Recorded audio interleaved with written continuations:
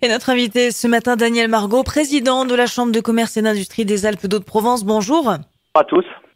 Alors, partagez-vous l'avis de Didier Long, le président de l'UDE 04, qui parle d'un confinement punition? Alors oui, punition, je ne sais pas s'il faut utiliser ce mot, mais en tous les cas, il y a vraiment une grosse différence entre certains réseaux de distribution et d'autres, et qu'il faut faire remonter tout ça au gouvernement et travailler sur le fond au niveau local. Est-ce qu'avec ce nouveau confinement, on pourra dire en tout cas encore une fois qu'il y a eu moins de défaillances d'entreprises cette année que l'année dernière? Ce sont les chiffres qu'avançait la préfecture il y a quelques mois. Alors oui, sur cette année, il y en aura moins, mais on s'attend à une vague importante dès l'année prochaine, surtout si le confinement devait se prolonger au-delà de la période de Noël. Ce confinement, on le voyait venir quand même tellement rapidement. Le monde économique n'a pas pu anticiper pour éviter que les commerces ne ferment? Oui, on le voyait venir, oui, mais c'est pas nous qui décidons. Depuis l'annonce du président de la République sur le deuxième confinement, nous avons travaillé énormément sur l'accompagnement de nos ressortissants. Je rappelle quand même, quand vous parlez de deuxième confinement qu'on aurait pu venir ou pas voir venir, c'est que ce n'est pas dans les établissements et dans les entreprises et dans les commerces que les clusters se sont formés. C'est bien à l'extérieur, et c'est bien ce que a présenté le président de la République. Il n'a pas parlé des entreprises et du risque de clusters dans les entreprises. Il a bien parlé de clusters à l'extérieur de nos entreprises. Les commerces auraient pu rester ouverts. Alors, rester ouvert, je ne sais pas. En tous les cas, ça a été une décision gouvernementale, mais maintenant, il faut l'accompagner.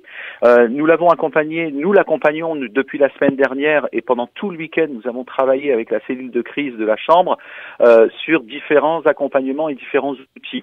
En premier lieu, nous avons travaillé sur le canal national, régional et local, afin d'informer les décideurs et l'État de la distorsion commerciale qui était évidente avec ce confinement. Une fois cela dit, et je crois qu'on attend un décret du gouvernement modifiant un petit peu les heures d'ouverture, les ouvertures et les ventes qu'il peut y avoir en GMS, une fois cela dit, nous devons travailler sur l'accompagnement de nos ressortissants, et nous avons programmé 4 à 5 grandes mesures d'accompagnement que nous avons présentées aux élus, aux unions commerciales, afin de les mettre en route d'ici à 48 heures. Alors justement, par rapport à ça, on sait qu'avec le plan de relance, l'économie, et notamment l'économie basalpine, pourra bénéficier de certaines mesures, mais encore faut-il avoir, quand on est commerçant, entreprise, un lecteur, voire même un traducteur, pour comprendre comment activer ces leviers. Alors, ces leviers, oui, effectivement, il faut un traducteur et un accompagnateur. La cellule de crise de la Chambre de commerce et ses 24 collaborateurs ont été réactivés, puisque à partir du déconfinement, on l'avait mis plus ou moins en veille. Maintenant, on l'a réactivée depuis ce week-end. Elle est là pour accompagner l'ensemble de nos ressortissants sur les besoins, et je pense notamment au CHR, café, hôtel, restaurant, sur les aides directes ou indirectes, la continuité du PGE. Donc, la Chambre de commerce est à disposition de l'ensemble de ses ressortissants. Mais 4 semaines à venir sont prioritairement, et c'est ce que j'ai demandé aux équipes, tournées vers les commerces de proximité. Alors, ces 4 à 5 grandes mesures que vous avez évoquées, elles consistent en quoi? La première, elle est même au niveau national, vous l'entendez dans tous les médias et dans tous les décideurs politiques, le numérique pour les commerces de proximité. Ce qu'on appelle vulgairement le marketplace. Nous avons conventionné avec la société Oyopi le On Drive, qui était prêt entre le premier et le deuxième confinement, mais qui n'avait pas attiré beaucoup de monde. Et là, avec ce deuxième confinement, On Drive est en train de se mettre en place sur tous les territoires, parce que la différence entre le mois de mars et le mois d'octobre, c'est que les commerçants ne demandent pas d'aide directe financière, ils veulent travailler. Et pour travailler, ils ont besoin d'un outil numérique efficace, et le Home on Drive est un produit qui va pouvoir répondre à leurs besoins. Et convenu, les chambres prennent en charge les abonnements jusqu'à une limite de capacité budgétaire, et nous avons fédéré, et je voudrais remercier Daniel Spagnou, Patricia Granet, David Géant, Camille Galtier. Je rentre en communication juste après votre interview avec Sophie Vaginet sur leur réactivité, puisque les territoires et la Chambre de commerce travaille main dans la main sur le déploiement de cet outil. Maire de Sisteron, maire de Digne-les-Bains, de Barcelonnette et de Manosque également. Simplement... De Forcalquier. Et de Forcalquier, pour vulgariser, c'est-à-dire cet outil, ce sera quoi, une plateforme en ligne où les commerçants pourront vendre leurs produits ? Alors, c'est pas justement de la vente de produits. On n'est pas dans l'univers Amazon, on est dans l'univers Alibaba. C'est-à-dire que vous rentrez dans l'univers de la boutique et l'adhérent va présenter entre 20 et 25 produits leaders et animer sa boutique virtuelle. Il n'est pas sur un périmètre Amazon. Ensuite, il pourra informer de ses heures d'ouverture, de ses promotions et de ses modes de règlement et modes de livraison.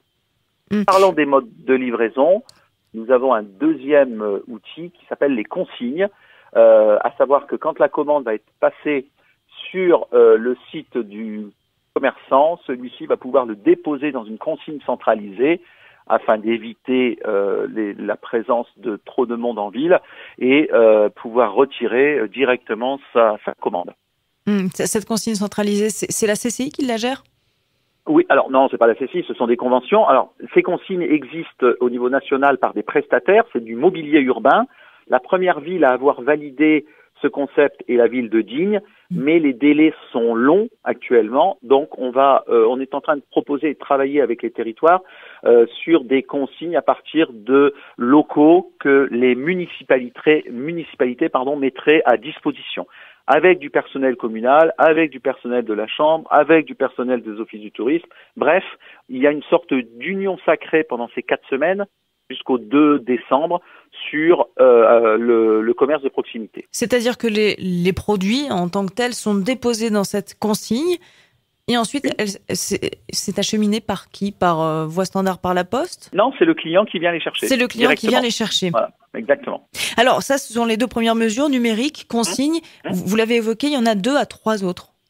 Oui, alors il y a deux chèques différents. Vous savez que depuis de nombreuses années, la Chambre de commerce déploie ses chèques cadeaux 04 qui étaient tournés généralement vers les entreprises.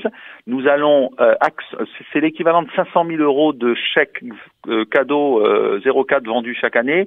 Nous allons accélérer la commercialisation auprès des entreprises et nous allons l'ouvrir aux particuliers en le bonifiant vraisemblablement. Un particulier qui achèterait un chèque cadeau achèterait peut-être 100 € pour 120 € d'achat, et idem sur des bons d'achat.